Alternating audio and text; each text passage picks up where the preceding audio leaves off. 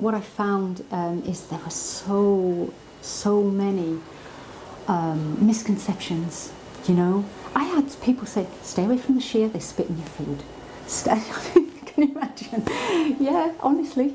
And stay away from them, they brainwash you. Stay away from them, they beat themselves, you know. Stay away from them this reason, stay away from them that reason. None of it's true. When you actually look and you ask a Shia, you know, and you get to know somebody that follows Ahlulbayt, you realise, hang on a minute, this is all put out there to stop people looking into Shiism, definitely. You know, it's all rumours and it's horrible, you know. But yes, I weren't able to approach people with it. One, I was afraid because I'd already had some attitude from certain people regarding it. Two, why do I need to? I've got so much evidence from Sunni books, you know. And to be honest with you, when you ask, when you look, I even done research on the internet and I looked at, you know, what the Sunnis have to say, an answer to what the Shia have to say. And their arguments are so weak, you can see right through them, you know. The arguments that they have to say, you know, why certain things happen, why these things are in the hadith, nothing adds up. So why would I need to ask, you know, somebody that in a mosque that I was going to, and you know, because they wouldn't have had the answers anyway, you know. After I'd read Then I Was Guided on the first occasion, I really was uncomfortable with the fact that I knew that something was wrong, and the fact that I was ignoring it. I was uncomfortable with myself.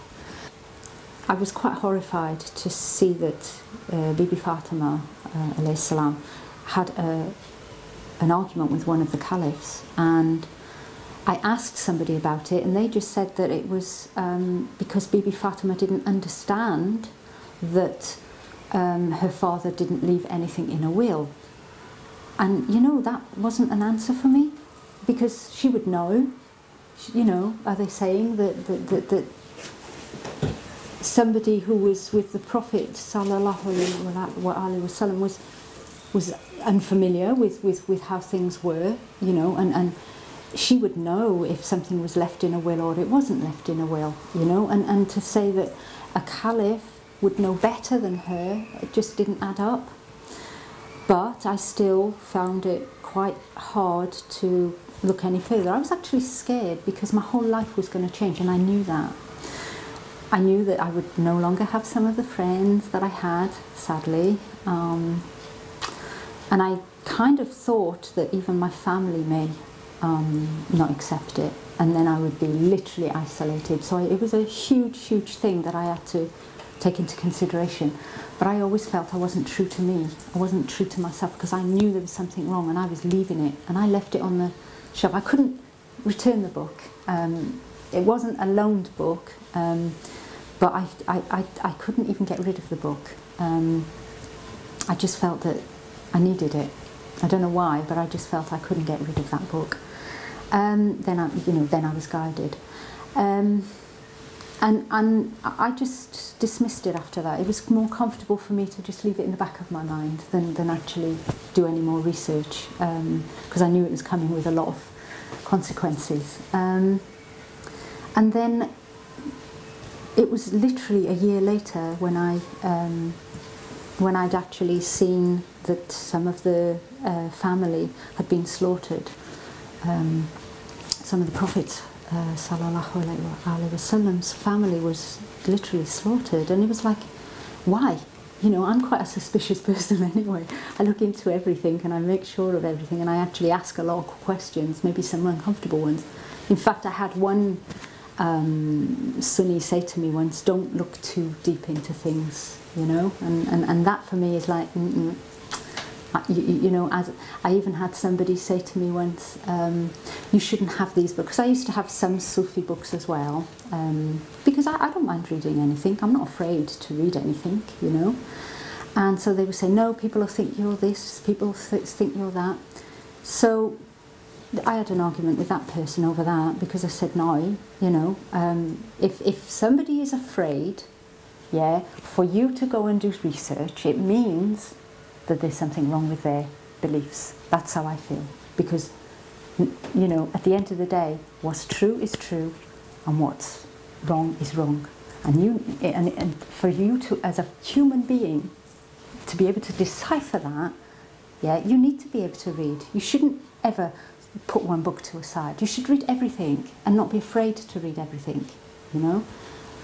That, you know, so anyway, getting back to what I was saying about the fact that I just left it to one side. I couldn't get rid of it, and as I said, when I saw that these people had been slaughtered, there had to be more. How did so many family members, yeah, get slaughtered, one after the other, murdered even, one after the other, without there being a cover-up somewhere? There had to be a cover-up, you know. And that's why I ended up doing more research. I had to, because that's how I am.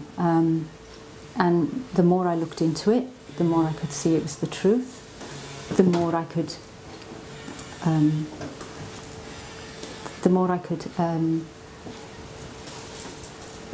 I could actually gain evidences from the Sunni books. You know, it's like, it wasn't even from the Shia books, it was all from the Sunni books. There wasn't just evidences from the Sunni books, there's even evidence in the Bible if you look, you know. And so I knew, at that point I knew I couldn't go back. I could not go back to the way to what I believed before. So I decided to take my Shahada again. There is you know, some people may go, oh, yeah, you know, the Shahada is the Shahada, but you know, at the end of the day, yes it is, I'll agree with that. You know, whatever the Prophet, peace be upon him, taught us, that's what we should follow. But just to add something on is not going to send me to hellfire, now is it? You know? So I added that Ali is the friend of Allah, because I felt that I needed to just state that from my tongue to know that yes, Ali was a friend of Allah's, and yes, there are many enemies of Allah. So, and that was my reasoning behind it. And so I became a Shia and came to the path of Ahlulbayt, and I've never regretted it, because the more I look into it, the more I can see, yeah, this is the path. This is what I was talking about when I had all those arguments, you know, about how you should conduct yourself as a person, as a human being, you know, how you should treat yourself, how you should treat other people, you know, how you should conduct yourself in a peaceful manner, you know, not go out there going, this one's kafir and that one's kafir and you shouldn't talk to this one because of this and you shouldn't talk to...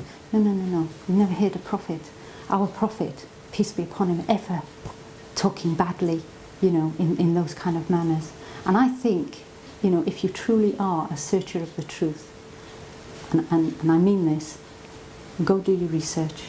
Look at how our Prophet sallallahu alaihi wasallam was. Look at his family, how they behaved. And then you'll see the true path of Islam. And then you won't have the negativities in your life that you already have. And I think some of you know what I'm talking about. This is actually a compilation that I've you know, compiled about hadith and different notes to show the evidences that I've taken from when I was from the Sunni books. Lots of my students now come to me and we've actually compiled them together. I've made a few also for some Shia sisters that wanted this as well, because everything in here, or most of what's in here, is from Sunni sources. For For instance, I spoke earlier about Fatima and how she was angry, and there is one place in here, if you just bear with me, that I can show you, that shows, just bear with me on this. Okay, here it is. You have a hadith from Sahih al-Bukhari, as they wrote it here, hadith number 61.5, and it's narrated by al-Miswa bin Makhrama, and it says, Allah's apostle said, Fatima is a part of me, and he who makes her angry makes me angry. And you can see there's many hadiths speaking of the argument that she had. And there's one in particular where it says, I'll just read this portion to you here. Therefore, again, this is narrated by Aisha. This is in Al-Bukhari, and this is hadith number 8.718. And it says here, therefore, Fatima left the Caliph and did not speak to him till she died. And there's lots more. You know, there are so many in Bukhari and Abu Dawud and places like that where it shows that she was angry, you know. Another, just a quick point, you know, the 12 Imams, when I saw that they were all slaughtered, I started to do a little bit of research on those. And one thing that was really interesting was that they're mentioned in the Bible. And so I have a place here where I have the 12 Imams, if you just bear with me.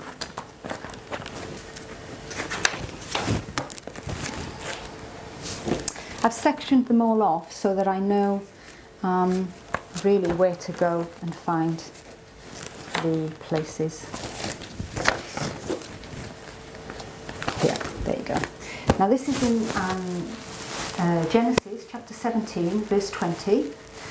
And there are many different Bibles. You know, you've got the World English Bible, the Young Literal Translation, the English Revised Version, the Derby Bible, and so forth. And then more on this page, and you've got the American Standard Bible, the New Living Translation. You've got the King James Bible, which everybody knows, and I'll read from that one in particular. And it says this, and as for Ishmael, I have heard thee, behold, I have blessed him and made him fruitful, and will multiply him exceedingly. 12 princes shall he beget, and I will make him a great nation. Who are the 12 princes that the Bible speaks of? This isn't Isaac, I'm pointing out here Ishmael. Ishmael was the other son of Ibrahim, alayhi salam. And so, you know, even the Bible will tell you that there were 12 princes coming. What you need to ask is, who are they? There are some scholars, and I have some evidences here that show that they say that there was, because our Prophet, peace be upon him, mentions that they will all be from the Quraysh, they actually mention a few names. And they come to about, there's a famous scholar called Ibn Kathir, and they come to, he came to a point where he'd got 4 or 5 people that he said were the 12 princes or the 12 caliphs to come from the Quraysh, but he can't go any further, and what he says is they're to come. Well, if that's the truth, then I'd like to know when. Confusing, or not, if you actually look into it and you find out that there has been 12 imams, and sadly most people don't even know them. Yeah, anyway, I compiled this, and lots and lots of people have this now, because I do lots of classes on it, and I also give them out when I can as gifts. So it's it's getting fuller by the day, because I'm always doing research. It never ends. Never ends. There's always something to add to it. So. Story that happened to me when I first came to this path. You know, I used to spend so many hours studying, and I could quote so many hadith, you know. And then when I came to this path, I thought, oh dear, I've gone and studied, and it's been a waste of time. And I was so upset by that, because the knowledge that I had was now all gone, because I didn't know what was right and what was wrong anymore. And it troubled me a lot. And then I had a dream, I think it was on the 9th night of Muharram, and a man came to me with the most amazing eyes, piercing, really. And he said, why, very peaceful looking, he said, why are you troubled? What? You don't need anything but this. And he handed me a red and gold book. And I'd already had this given to me by a young lady that helped me called Salwa. She's been absolutely amazing, a huge support. And basically she'd given me this as a gift when I first started looking into the path of Ahlulbayt. But I put it on the side. I mean, it was just a book to me at the time. And I didn't realise the importance of it. And then, you know, she, as I said, she gave me this book and I put it away, and then I didn't look at it even a year later. You know, I thought, how can a book with du'as in it be all I need? It made no sense to me. But what was interesting was that about a day or so later, I saw a picture of an artist's impression of Hussein, alayhi salam. Subhanallah, it was so much like him. Maybe the chin was slightly different, but that was the same person that came in that dream to me. And for a year, I was puzzled by why would a book of du'as be all I need. When I've read this book a year later, because I do take my time sometimes, subhanAllah, it's written by his son, Imam Zain al-Abidin, and it's like, wow, subhanAllah, you know, he's given me a book that's written by his son, and when I've actually read it and seen some of the du'as in it, it is amazing, absolutely amazing. You can tell that, you know, this person was not a normal human being. You know, he was somebody else, somebody special, definitely. And when you actually look into some of the du'as, you know, that these imams have written, you know, it's like, I can do 3 du'as, 3 sentences in a du'a, and that's where I get to, finished. You know, and I'm sure many of you know that. When you do a du'a to Allah and it comes from the heart, okay, some of you may be able to be a little bit more creative, let's say, if that's the right word to use. But at the end of the day, when you see these du'as, you know somebody special has written them. You know, definitely. So yeah, that was just an amazing event in my life that helped to convince me even more. The first time you heard Dua Khumail when you went to Islamic Center? Yeah, Dua Khumail, subhanallah. You know, again, Salwa, bless her, she took me down to the Islamic Centre of England in Maida Vale, and they have a huge screen that they do Dua Khumail in English subtitles. And so hearing it, me and another sister, Anissa, she came with me, and we sat and listened to this dua for the first time. Amazing. You know, we both cried at the same point. And I knew from then, that I think was my pinnacle, if that's the right word to use. It was my turning point where I knew that this was definitely the right path. Because when you hear Dua Khumail and the translation is nowhere near what Arabic is. I understand some Arabic, and I do know that the English translation is quite bland to what it truly is, but even that, in the English translation, is amazing. It's like, wow, nobody can do a dua like that, I'm telling you. You've got to hear it to actually understand it. And subhanallah, it's a dua that's impossible for a normal human being to do, definitely. Don't say I don't do it. I saw you in high-heeled lady shoes. I don't know, growing up as a Muslim, there's never been something foreign to me, to be honest. It's like, born a Muslim, but most other Muslims around me see me as a newcomer, you know, all the time. And there's a little bit, people are surprised to see that I'm a Muslim in the first place. this was like one a Sunni Muslim. I think up until the age of 20, 21, about a year ago, 2 years ago maybe. Yeah, for about 20 years, just talking. I think mostly I grew up with Wahhabis, and seeing like their harsh views on Islam, and they used to bring the trousers above the ankles and a really long scruffy beard they used to have, you know. And Sorry. yeah, basically that's the image I used to have. I used to have the image that like if you don't have a beard, then that's like a really bad thing. Like that's the main thing of Islam basically, is a beard and the small nitty-gritty things over, you know, the main things, which is your personality, you know, your kindness towards others, that kind of thing. Until I came, you know, to the path of Ahlulbayt through my mother. When my mum told me that she was looking into Shiism and she wants to become a Shia, I got a bit angry, you know, thinking, why all of a sudden, you know, you're becoming a Shia? And she slowly showed me all the truths blatantly in front of my eyes. I couldn't deny it, you know, and I was in a bit of a state of confusion. Like, everything I've learned up until the age of 21, everything I knew to be my Islam, all of a sudden changed, you know. And I was in a bit of denial, you know. I felt a bit uncomfortable, but I couldn't deny the truths in front of me of, you know, some of the I took you to companions, Sakina Trust as well, and you spoke to Sheikh Ayub, do you Yeah, remember? And Sheikh Ayub he as answered well, a lot of questions. Yeah, he answered a lot of questions, definitely. As a white person, usually when I go into mosques and you can feel it a little bit, you know, people, not all people Asians, not all Asians are racist, but some, you know, and you get that bit of uncomfortability. They're not as friendly towards you, or they won't teach you as much, you know. But with the Shias, they're very friendly, you know, willing to answer any questions at all.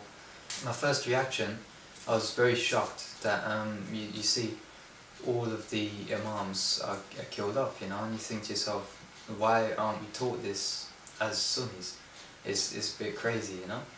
And that was a major shock to me, because all my friends, when I was talking to them about that, they didn't understand, or they didn't want to know.